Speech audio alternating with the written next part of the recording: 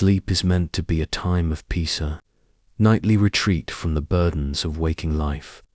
But for some, the night holds an unexpected adventure, sleepwalking.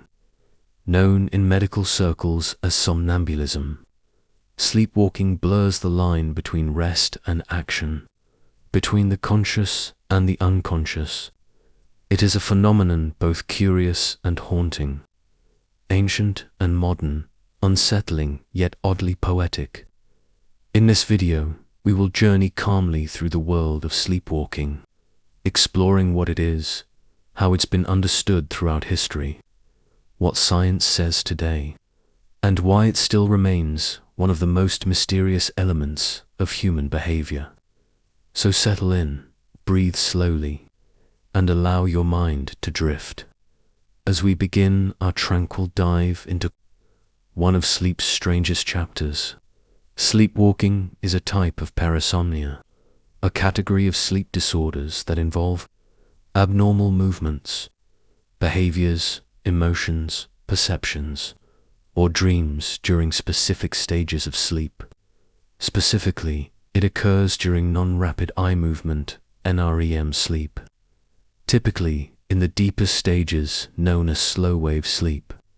During these stages, the body is supposed to be at its most still and unresponsive. Yet, paradoxically, this is when sleepwalkers rise. Unlike dreaming, which happens during REM sleep, sleepwalking does not involve vivid visual narratives. The person isn't acting out a dream. Instead, they are navigating the physical world with a brain that is only partially awake. Their eyes may be open, their movements purposeful, and their expressions eerily neutral. But make no mistake, they are still asleep. Common behaviors include sitting up in bed, walking around the house, moving objects, dressing or undressing, or even leaving the house entirely. Some episodes are brief and uneventful, while others are complex, and in rare cases, even dangerous. Most sleepwalkers have no memory of the event afterward. Sleepwalking is more common than you might think. It affects between 1% and 15% of the population at some point in their lives. Children are especially prone to it, with some studies estimating that up to 17% of kids experience it. Most will grow out of it by adolescence, but for some, sleepwalking continues into adulthood. Why does it happen? The answer is layered. Genetics play a strong role. If one or both parents were sleepwalkers, the chances increase significantly. Sleep deprivation, fever, stress, and certain medications can also increase the likelihood of an episode. Conditions like sleep apnea and restless leg syndrome have also been linked. In essence, sleepwalking is caused by an incomplete transition between deep sleep and wakefulness. The brain is stuck in a kind of limbo. Part of it becomes active enough to carry out movements, but not enough to regain full awareness. It's like waking up a machine before the software has loaded. Though we define and study sleepwalking differently today, the experience has been with us for as long as humans have slept. In ancient Egypt, sleepwalking was seen as a spiritual occurrence, divine or mystical event.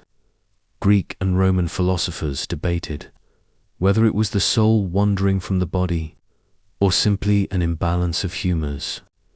During the Middle Ages, sleepwalking was feared and misunderstood. Some saw it as a sign of demonic possession or witchcraft. Others believed it was a curse or punishment from the heavens. There are records of people being shunned, exorcised, or even imprisoned for behaviors they couldn't remember or control. In the Renaissance, sleepwalking began to be viewed more medically, though still through the lens of superstition. The term noctambuli emerged to describe night wanderers. Cases became documented with greater curiosity than fear. By the 18th and 19th centuries, Sleepwalking fascinated the public. Newspapers reported stories of people walking across rooftops, completing household chores, or giving elaborate speeches while asleep. These stories, whether exaggerated or not, only added to the mystery and allure. The scientific study of sleep began to advance in the 20th century with the invention of electroencephalograms, allowing researchers to monitor brain activity. Through this, it was discovered that sleepwalking occurs during non-REM sleep, typically within the first third of the night. This was a turning point. It meant sleepwalking was not an extension of dreaming, but a different process entirely. The sleeping brain was revealed to be far more active and complex than previously imagined. Modern sleep science now identifies a range of triggers that can lead to sleepwalking. These include sleep deprivation. A lack of rest can disrupt the normal sleep cycle. Stress and anxiety. Mental health plays a large role in sleep quality. Illness or fever, especially in children, these can increase sleep instability. Genetics. Family history remains a strong predictor. Alcohol or sedatives. These substances can interfere with the sleep cycle. Despite all we've learned, many cases have no clear cause. Sleepwalking remains, in part, a mystery. What is it like to sleepwalk? The answer varies. Some describe waking up in strange places: a kitchen floor, a neighbor's lawn, even inside a closet, with no memory of how they got there. Others are told by family or roommates about strange behavior, cooking meals, rearranging furniture, standing silently by a window. In most cases, the actions are harmless, but in rare instances, sleepwalkers have hurt themselves or others. There are documented cases of people driving cars, using tools, or even committing crimes while in a sleepwalking state. Such cases challenge our understanding of responsibility and consciousness. Waking a sleepwalker is not dangerous, contrary to popular myth, but it can be disorienting. The person may be confused, frightened, or even aggressive for a moment. The safest method is to gently guide them back to bed without confrontation. The legal system has struggled with sleepwalking. In rare cases, it has been used as a defense in court with mixed results. The most famous example is that of Kenneth Parks, a Canadian man who, in 1987, drove 14 miles and killed his mother-in-law while sleepwalking. He was acquitted on the grounds of automatism. His actions were involuntary. These cases are controversial and rare, but they highlight the strange and powerful nature of sleepwalking. If a person can drive, speak, or harm someone while asleep, what does that say about our notions of consciousness and control? While there's no cure for sleepwalking, it can often be managed. Sleep hygiene, keeping a regular schedule and getting enough rest, reducing stress, meditation, therapy, or relaxation techniques, creating safe spaces, removing sharp objects, locking doors, using baby gates. Medication. In some cases, doctors may prescribe medications to regulate sleep cycles. For most people, sleepwalking is a harmless curiosity that fades with age. But for others, it requires careful attention.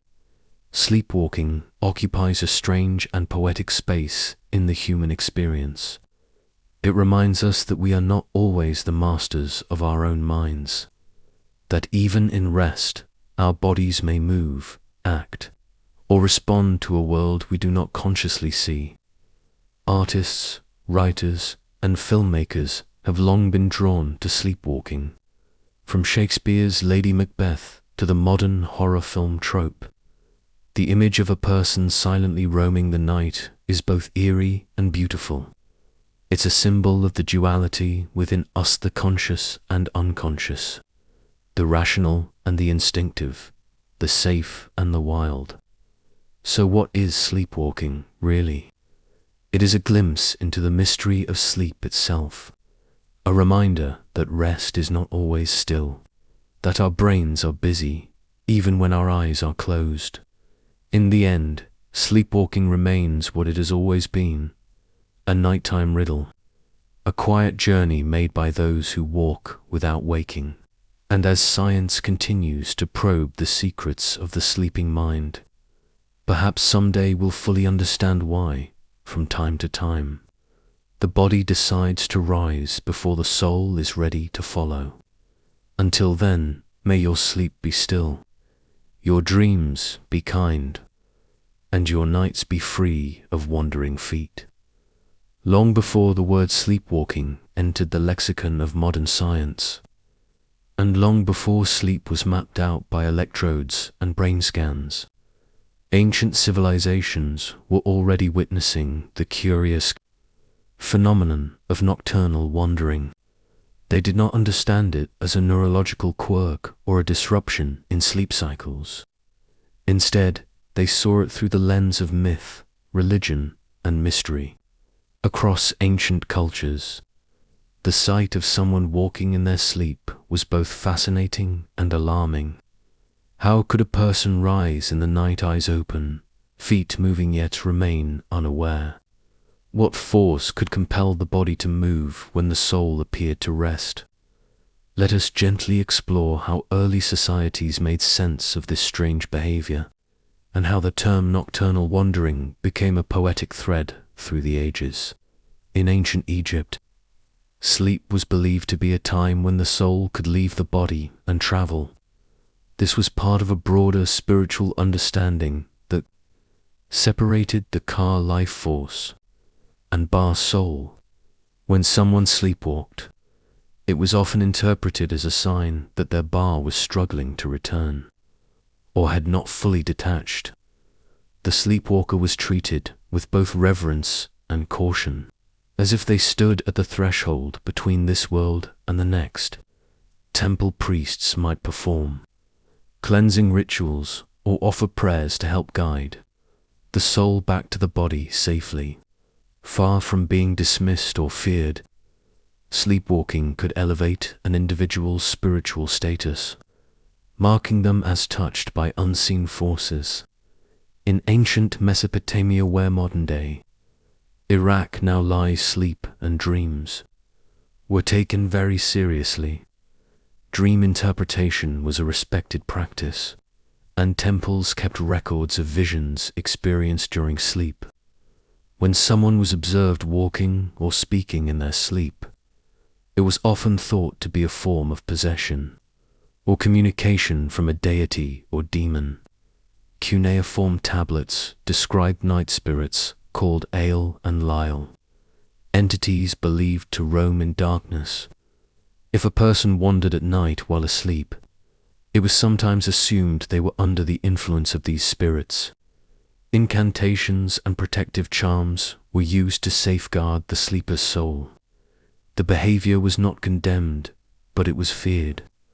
Sleepwalkers were seen as possibly dangerous because they moved beyond the ordinary bounds of human behavior. The Greeks, ever philosophical, wrestled with the enigma of sleepwalking. The phenomenon was referred to with various terms, including noctambulism, literally night walking. Physicians like Hippocrates and Galen speculated that an imbalance in the body's humors might be to blame. Too much black bile or phlegm, they theorized, could lead to strange sleep behaviors, but the mystery of the act itself led some Greek thinkers to embrace more metaphysical ideas. Plato mused about the duality of the soul and body, while Aristotle suggested that sleepwalking could be a kind of unconscious, reflects the body remembering motion even when the mind rests. Dreams, for the Greeks, were often messages from the gods. So when someone acted out movements without wakefulness, It wasn't unthinkable to believe divine influence might be at play. Was the sleeper acting on a god's command, or was their soul momentarily freed? The Romans inherited much from Greek thought, but added their own layers of superstition and ritual. Sleepwalking was sometimes seen as an ill omen, especially if the walker crossed thresholds or visited sacred spaces. The Romans believed strongly in signs and portents, and a night wanderer could be viewed as a messenger of future misfortune. However, not all reactions were negative. Roman aristocrats kept detailed dream diaries, and some even had personal dream interpreters. If a noble's child began to walk in the night, it might be treated not as a problem, but as a gift and indicator that the child was spiritually attuned or blessed with special sight. Nonetheless, caution surrounded such behavior. Offerings to household gods, known as lares and peanuts, were sometimes increased in households with sleep in an effort to protect the family from spiritual imbalance. In early Indian texts, sleep was seen as a temporary retreat of consciousness at time, when the soul could explore other realms. The Upanishads, ancient philosophical scriptures, hint at the soul's journey during deep rest. A person who rose and moved during sleep might be considered to be pulled by karmic force, unresolved actions and emotions from this life or previous ones. In some Vedic traditions, sleepwalkers were thought to be enacting patterns from past lives. Their movements were not random, but echoes of previous karma playing out subconsciously. In Chinese traditions, especially during the Han Dynasty, sleep and dream practices were recorded in medical texts. Night walking was sometimes viewed as a sign of imbalance, in keep of vital life force. Taoist monks occasionally linked nocturnal behaviors to yin and yang disharmony, or to spiritual disturbances in the home. In Islamic culture, particularly during the Golden Age of Islamic science, 8th–14th centuries, scholars such as Avicenna, Ibn Sina, wrote about sleep and its disorders in encyclopedic works.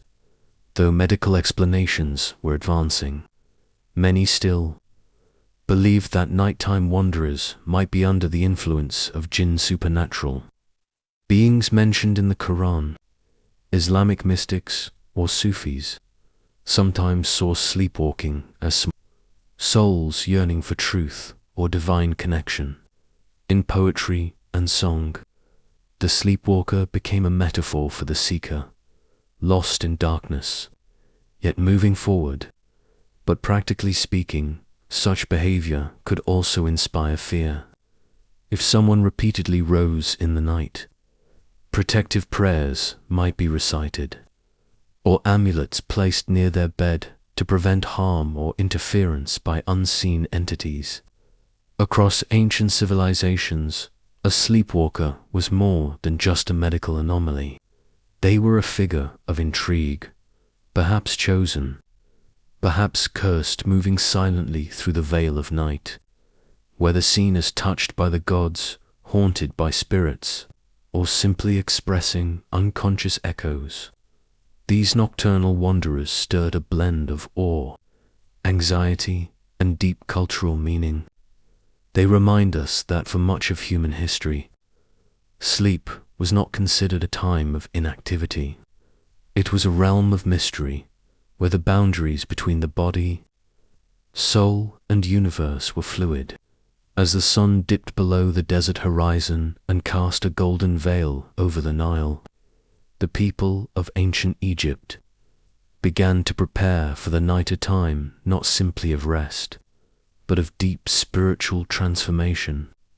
For the ancient Egyptians, sleep was never just sleep. It was a passage, a crossing into the hidden world of the gods and the soul.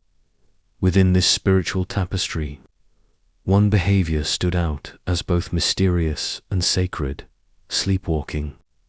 The Egyptians, ever attuned to the divine rhythms of life and death, believed that those who wandered the earth at night while asleep were not cursed or sick, but blessed. They were thought to be touched by the gods. Let's step softly into the world of ancient Egypt and explore how sleepwalking was seen not as a disorder, but as a divine event. To understand how the Egyptians saw sleepwalking, we must first understand how they viewed the self. The Egyptians believed that a human being was composed of many parts, both physical and spiritual. The two most important in this context were the ka and the ba. The ka was the vital life force, the energy that sustained a person's living body. The ba was the personality, or soul. It could move freely between the world of the living and the dead, especially during sleep or after death.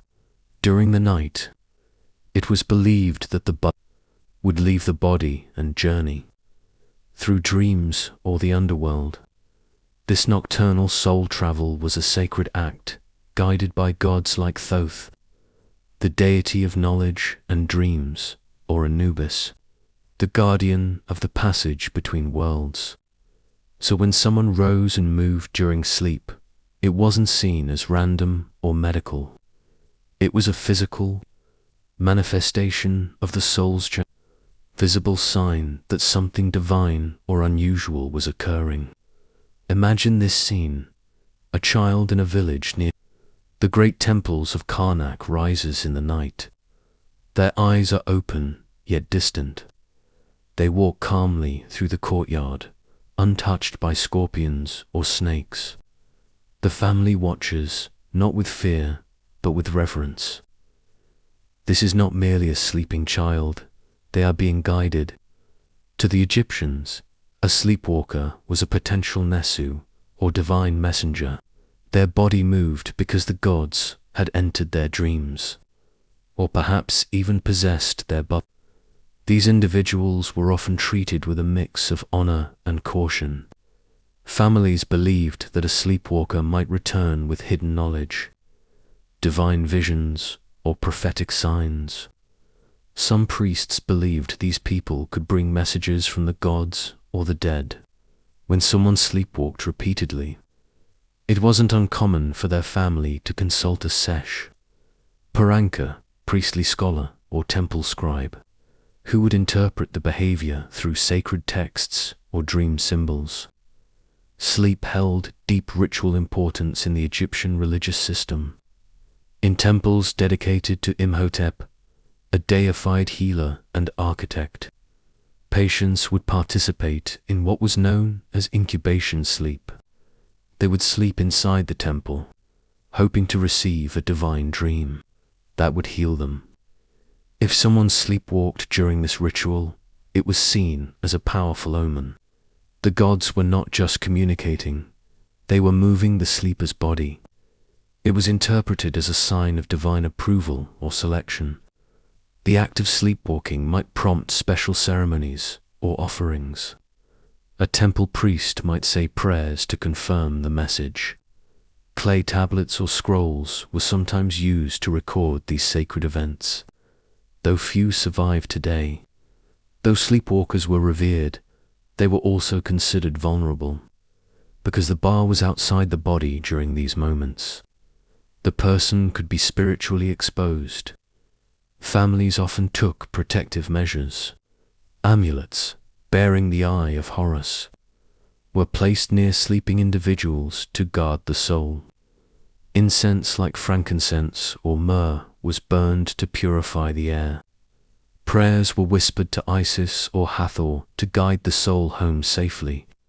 In tombs and ancient medical papyrus, there are references to night disorders that may have described sleepwalking. Rather than being cured, these were often managed through spells and divine appeal. Occasionally, sleepwalking was seen as a dangerous sign not of the gods, but of imbalance or offense. If someone walked through sacred grounds in their sleep or disturbed a ritual space, it could be interpreted as a bad omen. Perhaps they had angered a god unknowingly. In such cases, temple authorities might perform cleansing rituals both for the sleepwalker and the home. But rarely was the individual blamed. Instead, the focus was on restoring cosmic harmony, or mat. In Egyptian culture, the world was held together by mat order, truth, and balance. A sleepwalker who disturbed this balance was treated not with punishment, but with spiritual care. While no murals explicitly depict sleepwalking as we know it, Egyptian art is filled with imagery of souls in motion, of humans guided by gods, of travelers between light and shadow. Some speculate that the iconic pose of walking figures legs apart, 1 foot forward, eyes fixed in the distance may echo the trance-like state that sleepwalkers were said to have. Whether this is symbolic or coincidental, it reflects a culture deeply concerned with the thresholds of awareness. Papyrus scrolls and hieroglyphic texts also describe dreams that cause physical movement, where sleepers are said to rise, speak, or act as if under command. These may have been ancient accounts of sleepwalking. For all their spiritual wisdom, the Egyptians never fully explained sleepwalking, and perhaps they didn't need to. To them, mystery was part of holiness. Some things were not meant to be solved only observed, respected, and gently guided. In our modern world, where sleepwalking is classified as a disorder, this ancient reverence feels almost poetic.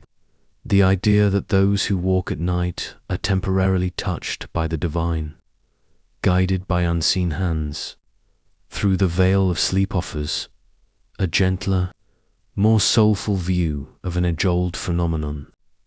So the next time you see someone moving quietly in the night, remember, in the sands of ancient Egypt, they might have been seen not as patients to cure, but as sacred vessels for a message too delicate for waking hours.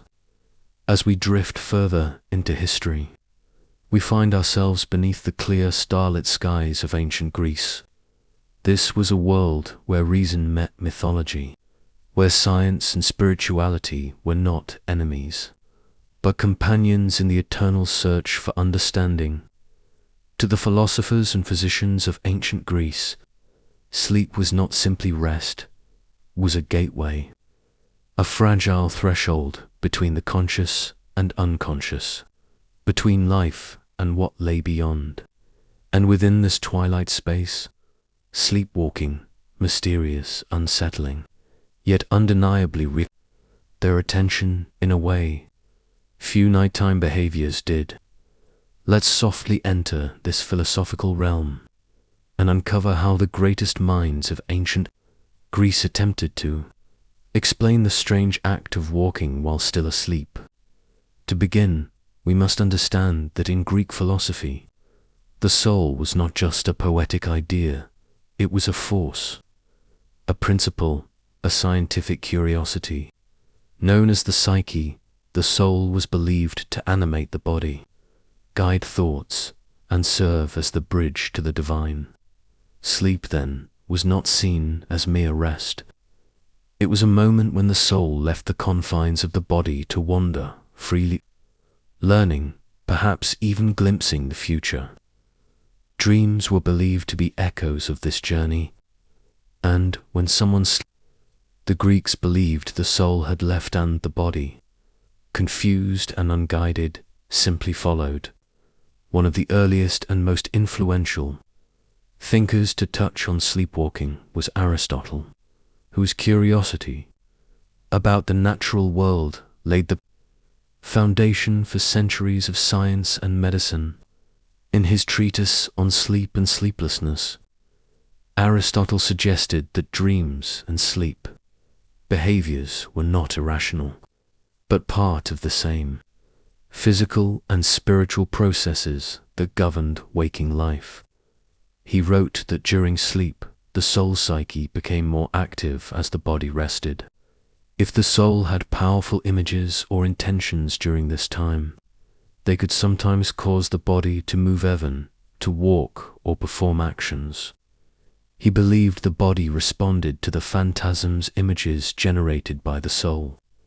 According to Aristotle, some persons rise in their sleep and walk about, performing many acts in accordance with their dreams.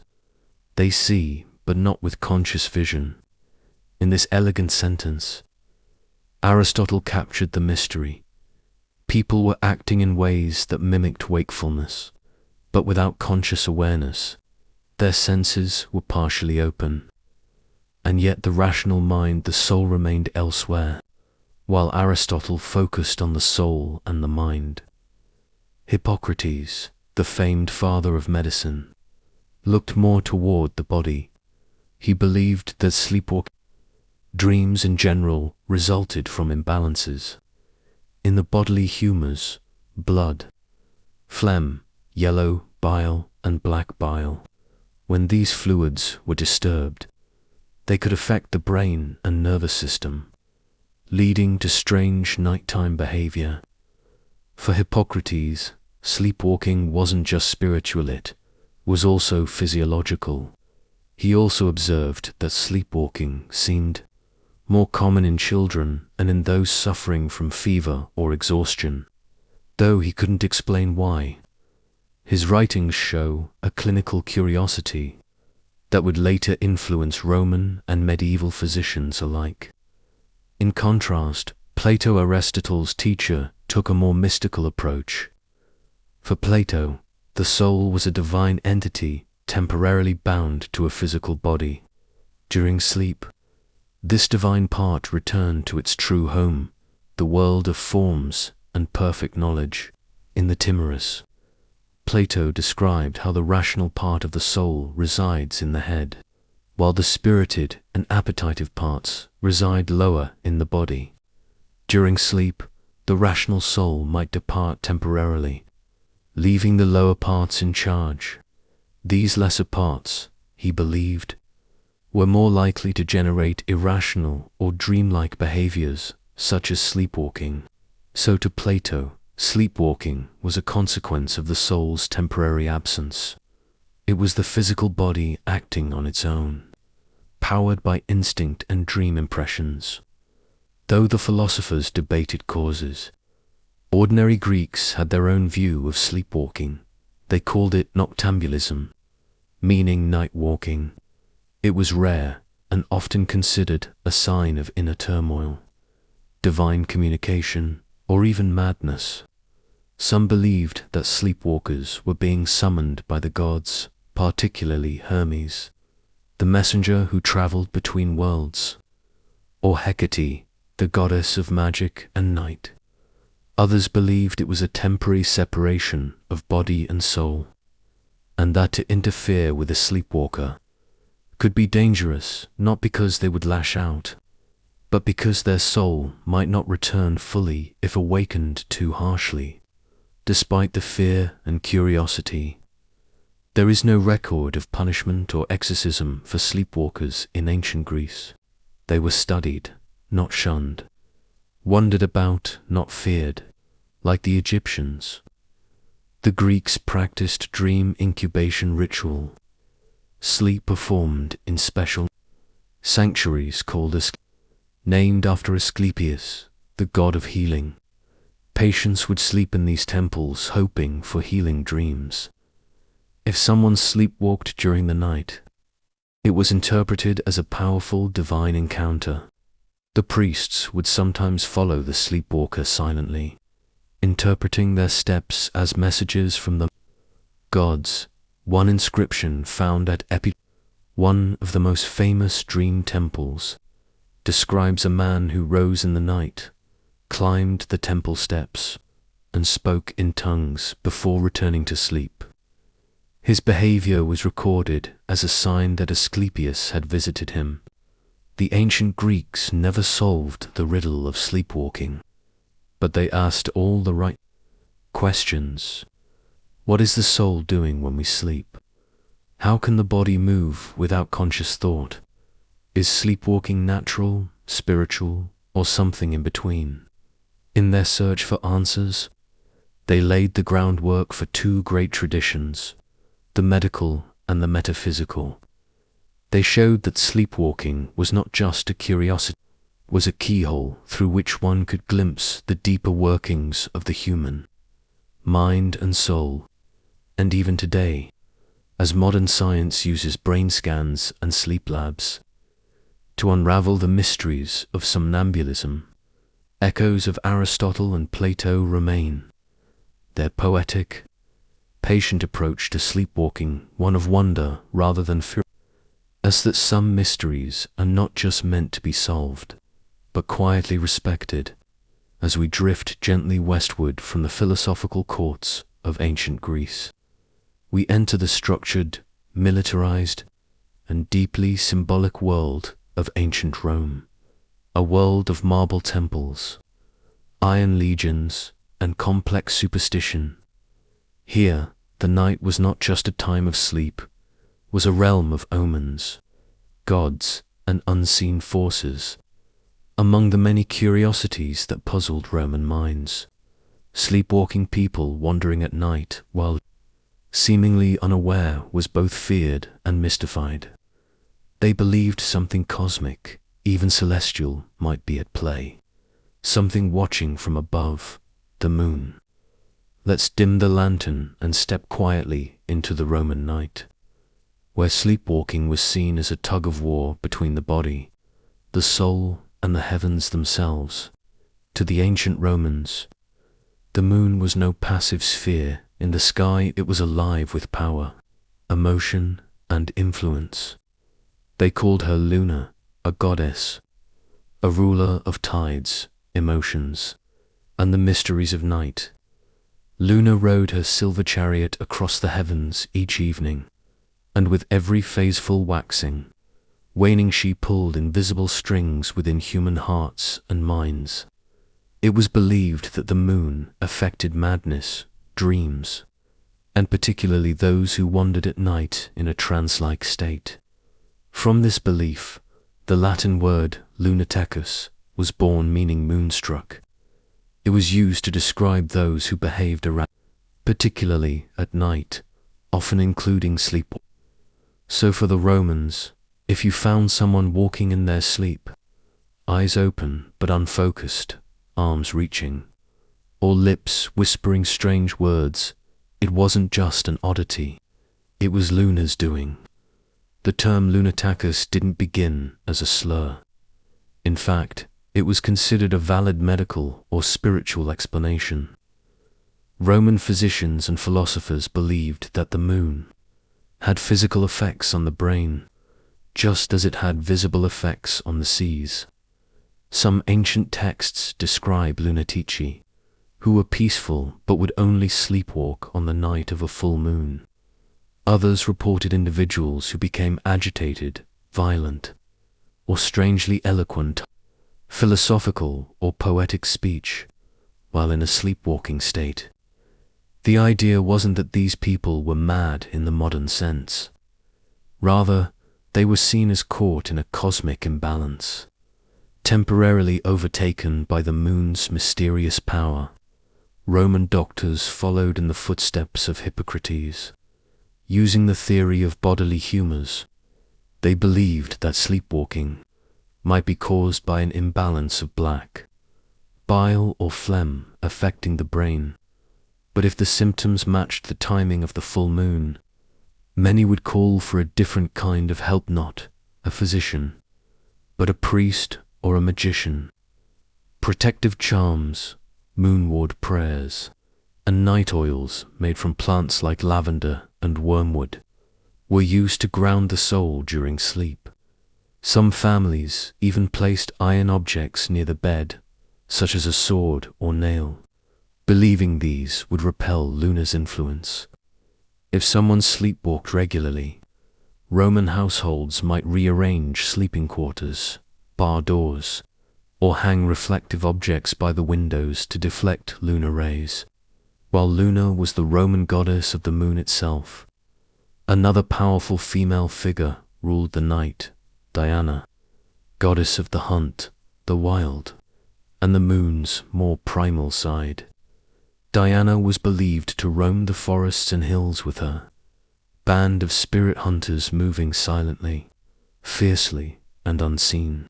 In some parts of Italy, people believed that sleepwalkers were being called by Diana in their dreams, especially in rural areas. If someone wandered from their home at night in a trance, it was whispered that they had been summoned to join Diana's wild hunt. While this might sound eerie, it wasn't always viewed as a curse. Some believed these chosen few were gifted or touched by the divine. Others, though, feared that if a sleepwalker interrupted Diana's night ride, they might be punished or worse, taken. Roman literature offers us glimpses of these beliefs. Writers like Pliny the Elder and Seneca mention strange nocturnal behaviors in their work, while they didn't label them as sleepwalking the way we do today. Their descriptions are familiar: people walking at night, unaware, speaking in riddles, or performing tasks as if possessed. In natural history, Pliny records instances of people under lunar influence who rose from bed and walked the household as if bewitched. He describes one woman who climbed a tower during a full moon, believing she had wings. She was stopped before falling, saved, according to local legend, by a moon priestess who restored her shadow. This phrase, restoring the shadow, became a poetic metaphor for guiding a sleepwalker back to safety. It was believed that, during an episode, the person's shadow or soul was misaligned. By gently calming them, speaking their name, or turning them away from moonlight, balance could be restored to protect sleep. Roman homes developed practical and symbolic habits: thick curtains to block moonlight and its direct pull, dream charms, small amulets under pillows made of silver or moonstone, family watchers. It was common for a servant or relative to keep an eye on children or known sleepwalkers during full moons. Moon rituals, offerings of milk, honey, or wine poured outdoors, asking Luna to pass over the home without taking influence. Some families even consulted augurs, Roman seers who interpreted omens to determine whether a sleepwalker had been touched by fate or simply had an overabundance of nighttime energy. What's remarkable is how the Romans managed to blend fear, curiosity, and awe when it came to sleepwalking. They did not fully understand it, but they respected it. The idea that the moon could stir the mind while the body slumbered was not seen as irrational, but part of the natural order. They believed that certain forces, cosmic, divine, or emotional, could blur the lines between waking and dreaming, between body and soul. And in this delicate in-between space, the sleepwalker roamed. The Roman idea of lunar influence on the mind lasted far beyond the fall of the empire. In fact, the word lunatic remained in medical texts well into the 19th century, though its usage became derogatory over time. It originally referred to something deeply human: belief that the moon could move not just tides, but hearts and minds and sleepers. Today, while modern sleep science tells us that the moon likely has little direct influence on sleepwalking, studies still explore whether lunar cycles subtly affect sleep quality. The ghost of Rome's celestial theory, it seems, hasn't entirely faded. So, when next you gaze up at the moonful, glowing and ancient, remember that long ago, people believed she walked beside us, guiding the feet of the dreaming, calling souls to wander. The Romans, with their blend of astronomy, medicine, and myth, wove a silver thread between heaven and earth, and in that thread, they imagined the sleepwalker, silent traveler between light and shadow, dream and action, earth and sky. As the last echoes of Roman reason faded in Europe, descended into the spiritual and superstitious, the landscape of the Middle Ages, sleepwalking took on a darker, more troubling meaning. It was no longer a curious moonlit mystery. It became a warning, a sign, a message from above or perhaps below. To sleepwalk in medieval times was to risk suspicion, fear, or even accusations of sin. The world was ruled by religious doctrine, and nightly wanderings were rarely seen as medical or natural. Instead, they were interpreted through the lens of faith, fear, and folklore. Sleepwalking, once a sign of lunar influence or divine touch, became tangled in ideas of demonic possession, witchcraft, or punishment from a wrathful god. Let us quietly open the heavy wooden door of a medieval monastery, a peasant's cottage, or a castle chamber and glimpse how the sleepwalker was seen in a world where darkness was never just the absence of light. During the Middle Ages, roughly from the 5th to the 15th century, most of Europe's understanding of illness, behavior, and the unknown was governed by the Christian Church. Science had stalled. Superstitions surged. Dreams were divine messages. Sickness was sin, and strange behavior, especially at night, was viewed with suspicion. Sleepwalking, then, became something to fear. If a person was seen walking about in the night, eyes open but unseeing, performing tasks they could not later recall, they were not viewed as sleepwalkers in the modern sense. They were instead believed to be possessed by demons, cursed by a sorcerer, haunted by unconfessed sins, temporarily claimed by the devil. Medieval theology held that demons could enter the human body, particularly when one was vulnerable during sleep, illness, or spiritual weakness. A sleepwalker's behavior, natural movements, vacant expression, speaking in tongues, or wandering into danger was interpreted as signs of possession. Priests were sometimes summoned to perform exorcisms on those who sleepwalked frequently. Holy water was sprinkled on their beds. Crucifixes were nailed to their doors.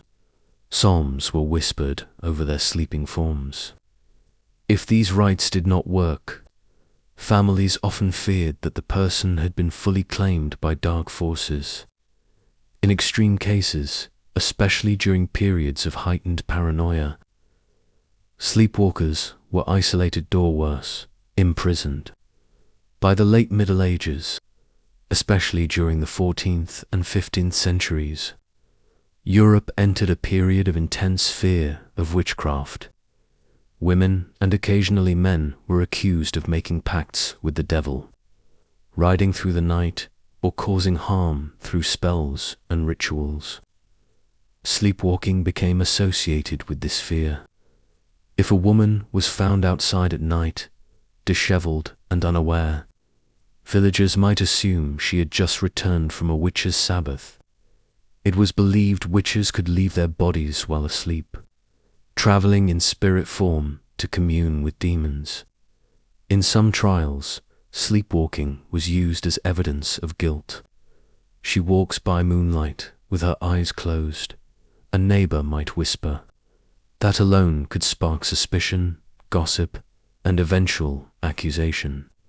Even accidental injuries caused by sleepwalkers, like breaking household items, leaving doors open, or scaring livestock, might be interpreted as magical mischief. Not all sleepwalkers were seen as evil. Some were considered to be punished by God. The medieval mind saw suffering, illness, and unusual behavior as spiritual consequences. A person who sleepwalked might be said to carry a secret guilt or unconfessed sin.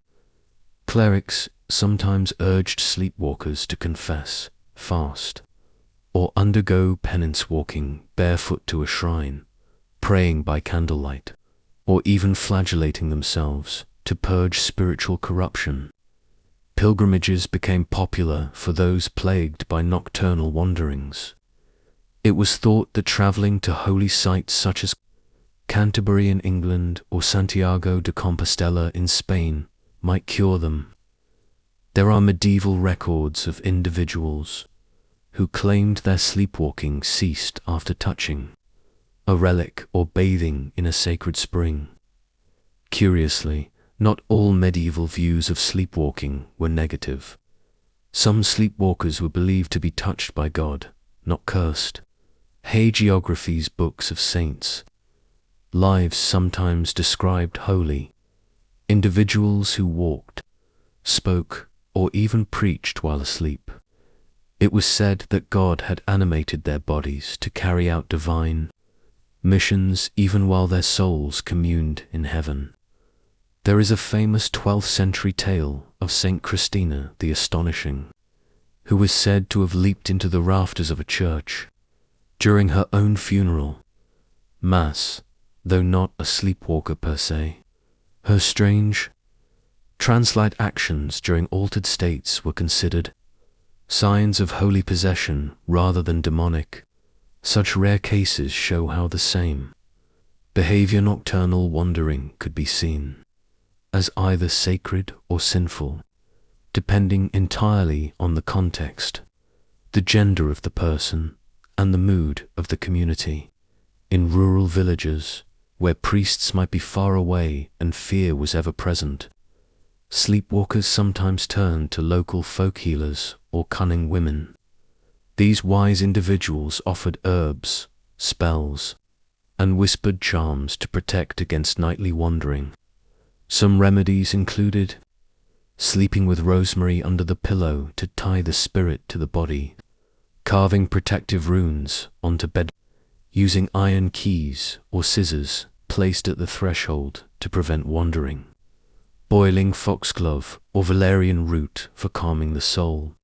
While some of these remedies had genuine calming effects, their use could also be risky. Folk healers were often under suspicion themselves. In times of fear, helping a sleepwalker might lead to accusations of being in league with the devil. Sleepwalkers, whether feared or revered, often in medieval stories and plays.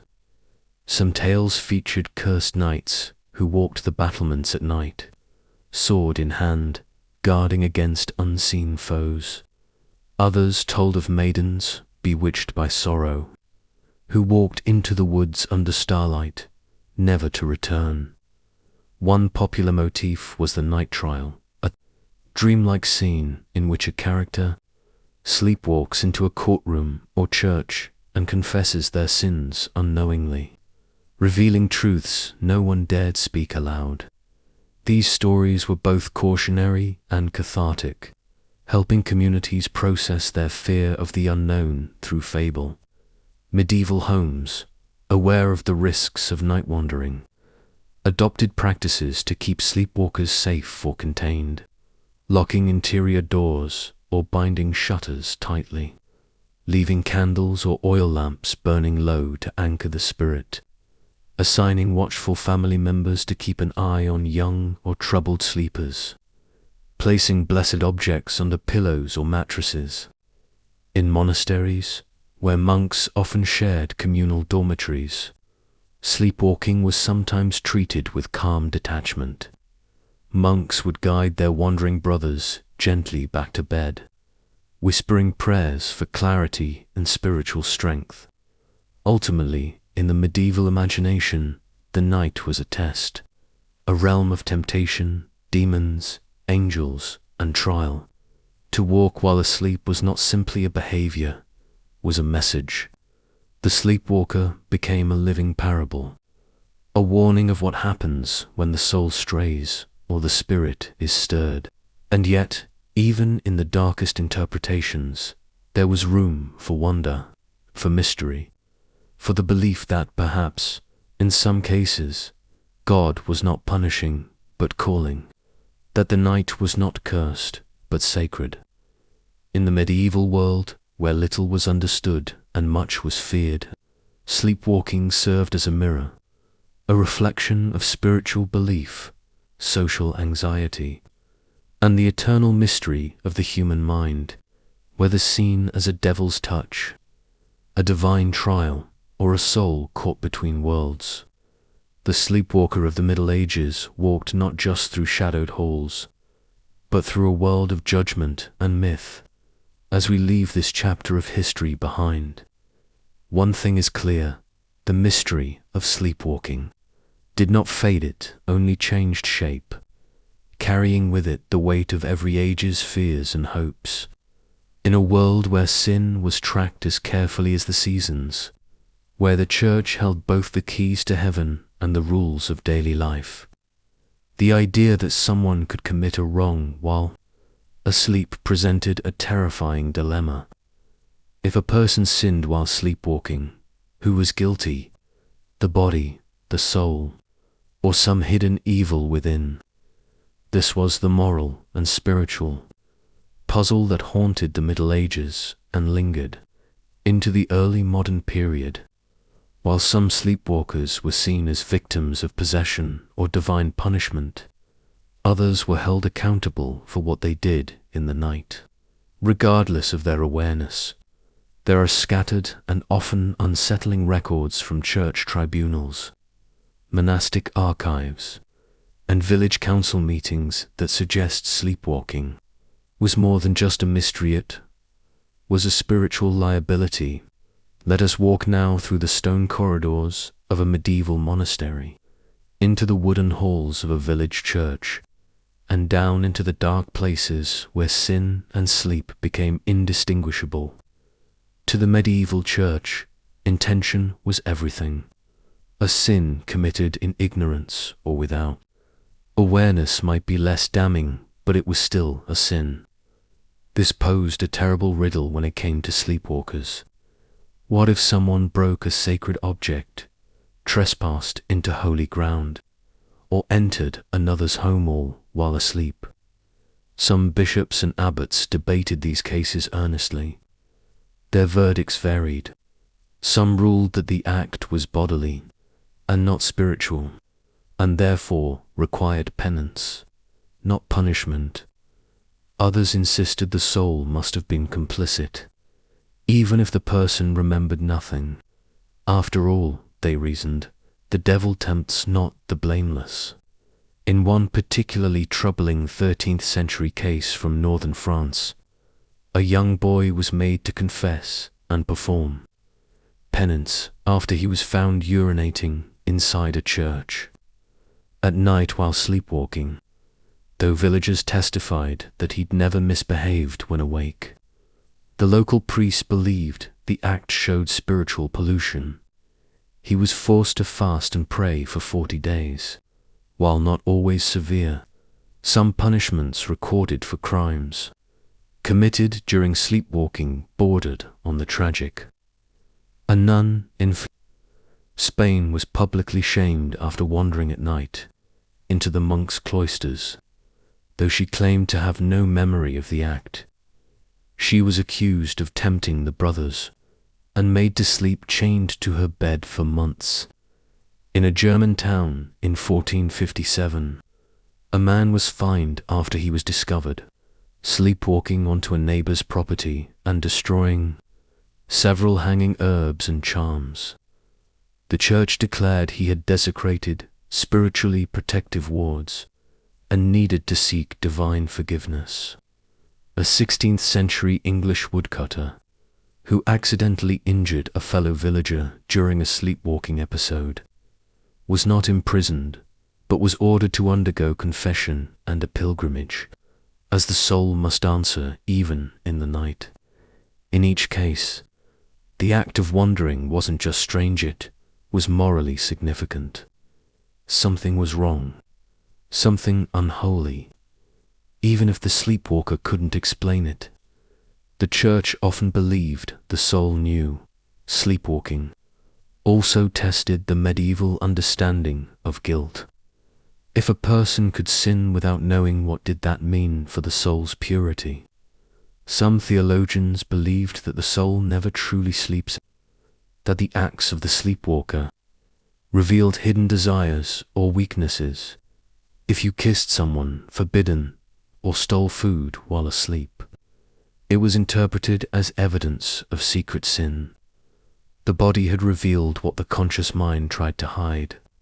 One monk famously wrote in the 1200s, "The body walks at night, but it is the soul that leads. What is done by shadow was long planned by light." This view meant that sleepwalking could be used as a confession, albeit an unconscious one. Those who did wrong in their sleep were sometimes brought before priests, not for punishment, but for purification, to avoid such spiritually risky behavior. Some faithful developed elaborate nightly routines meant to seal the soul before sleep. Confession before bed became common, especially in monasteries. Prayers against temptation or intrusion were whispered into the pillow.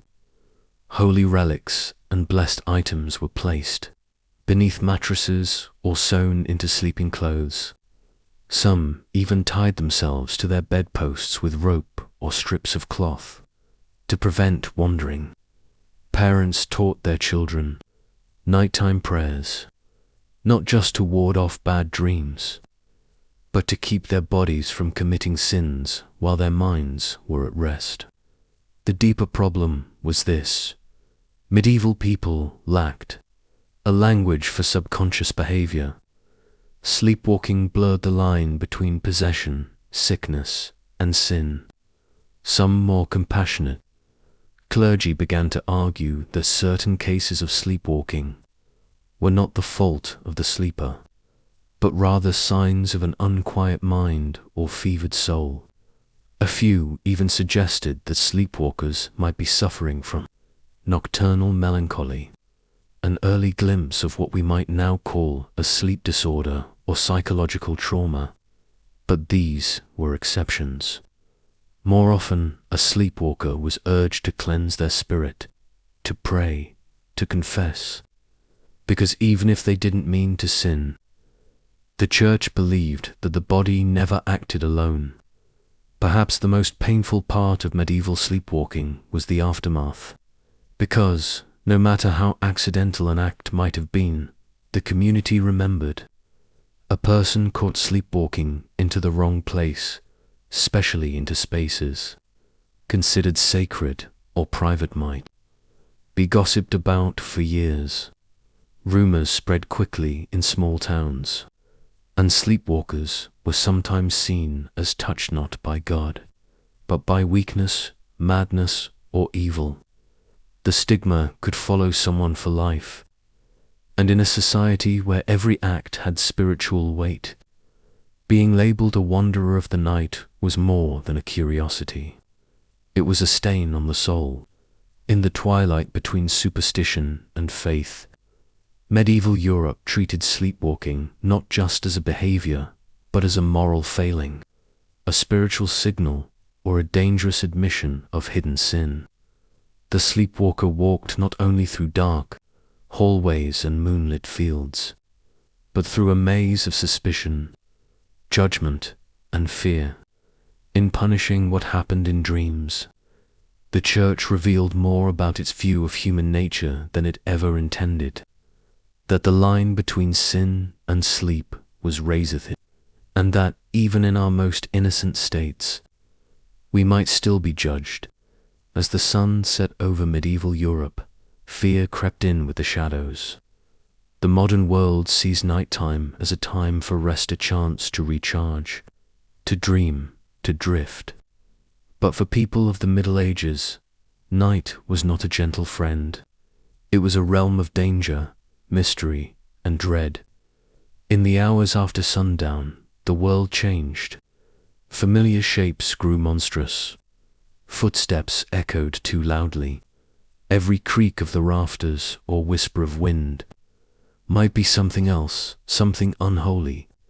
And within this dark world, sleep was no refuge.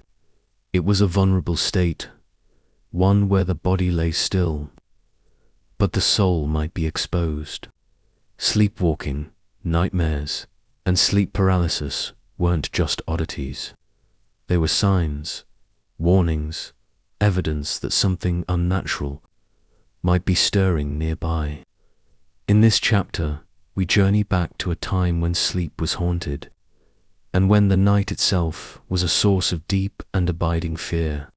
To understand medieval sleep superstitions, one must first understand how people of that time saw the dark.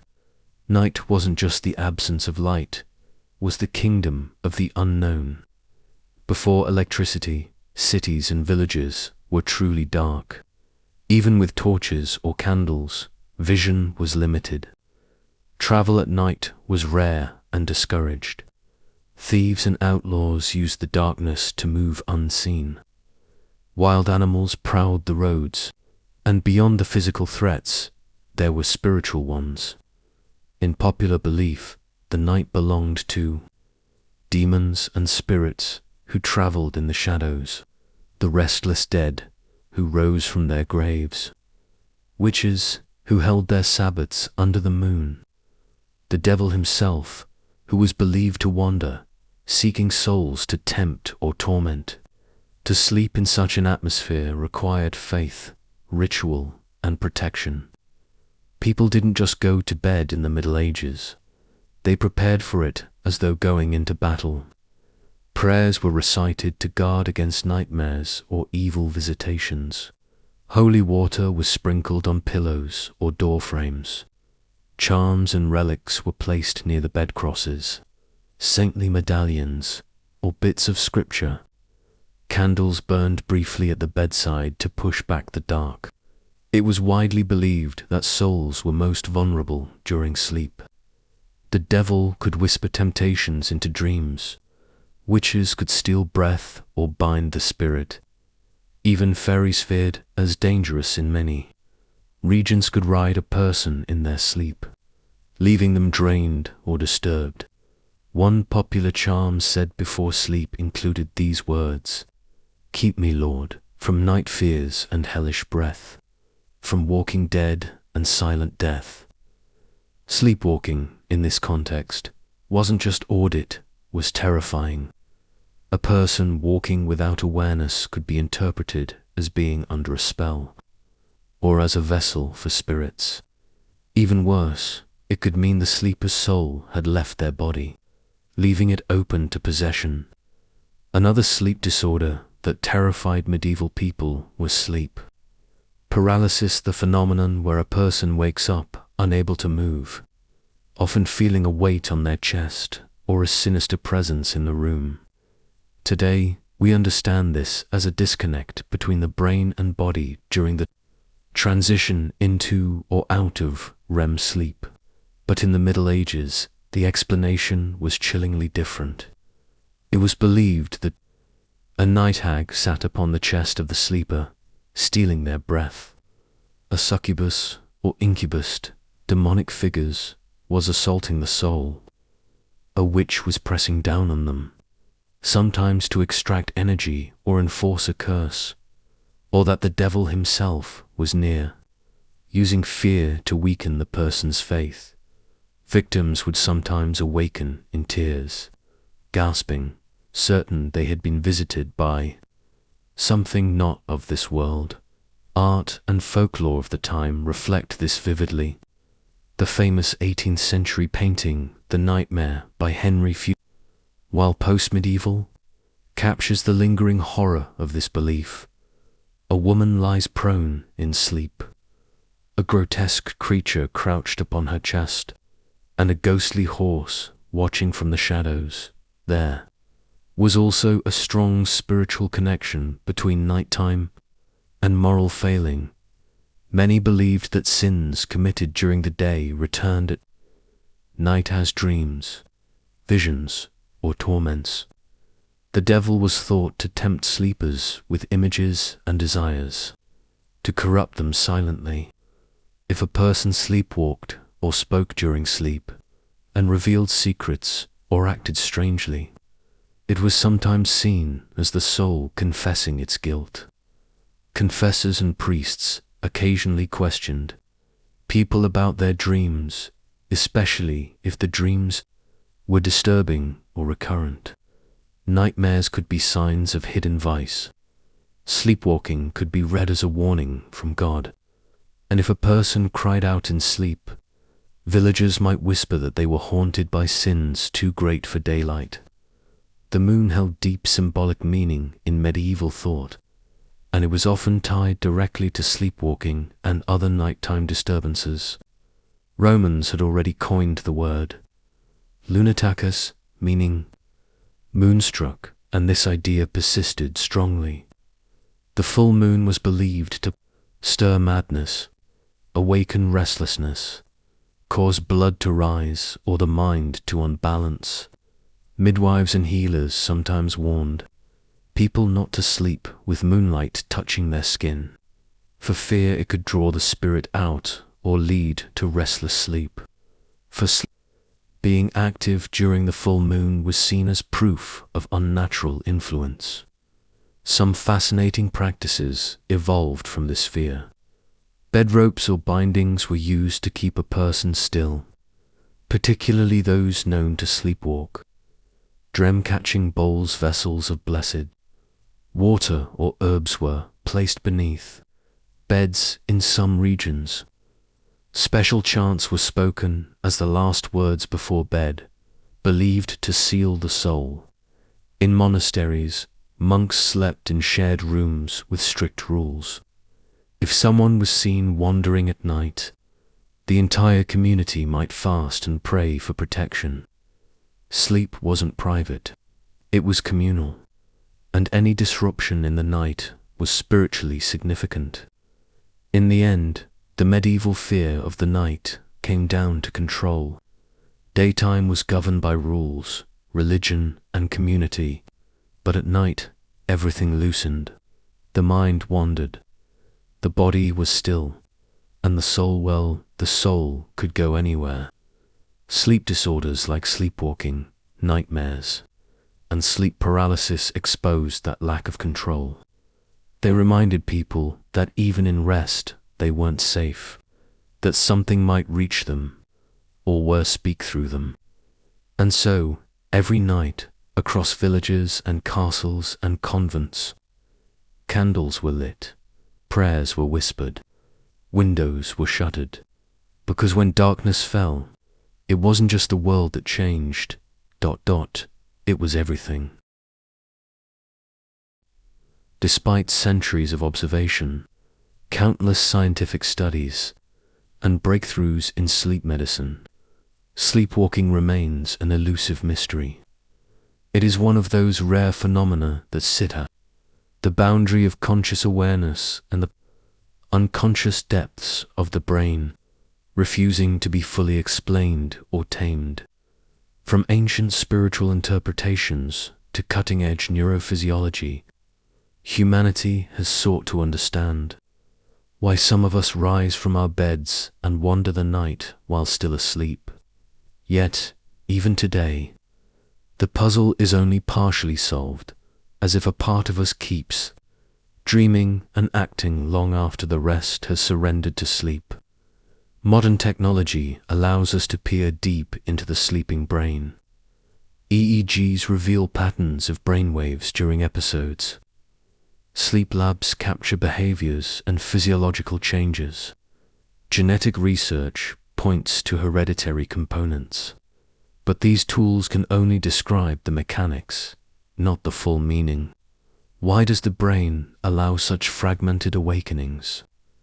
Why do some sleepwalkers perform simple tasks, while others engage in complex behaviors? And why do some episodes carry risks, while most are benign? Science explains the how, but struggles with the why. Sleepwalking embodies the paradox of the human mind, awake and asleep simultaneously, partially aware, yet unaware, connected to the body, yet detached from memory. It's as though the brain is split between two realms, the conscious waking world and the hidden dreamscape beneath. Sleepwalking is a haunting reminder that the mind is not a single entity but a layered mystery, moving fluidly between states we barely comprehend across history and culture. Sleepwalking has inspired poets, philosophers, and artists because it touches on universal themes: the fragility of control, the thin line between reason and instinct, the unknowable aspects of ourselves. It symbolizes the human condition, the parts of us that act without fully knowing why, that stumble through life guided by unseen forces.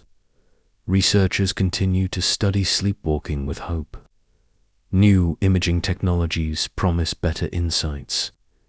Improved understanding of sleep architecture may reveal triggers. Interdisciplinary approaches combine neuroscience, psychology, and even law. Every new discovery peels back another layer, but the heart of the mystery remains. For those who sleepwalk or share their lives with sleep, this ongoing uncertainty is both frustrating and strangely comforting. It suggests that sleepwalking is not merely a disorder, but a glimpse into the vast unknown of the sleeping mind, a nightly journey that some take while others rest. It invites us to embrace the unknown, to acknowledge that not everything must be controlled or understood fully. Sleepwalking invites us to wonder about the nature of consciousness itself. It is as if part of us remains adrift in the world of dreams, continuing to wander even as the waking world moves on. So, as we close this exploration, may you find peace in the knowledge that sleepwalking is a living mystery, a quiet testament to the strange, beautiful, and unfathomable complexity of the human mind. May your nights be still, your dreams gentle, and your sleep unbroken by wandering feet. Thank you for joining us on this quiet journey into the mysterious world of sleepwalking. If you found this exploration fascinating, don't forget to like this video and subscribe to our channel for more calm, curious stories that drift between history, science, and the unknown. Until next time, may your nights be peaceful and your dreams kind.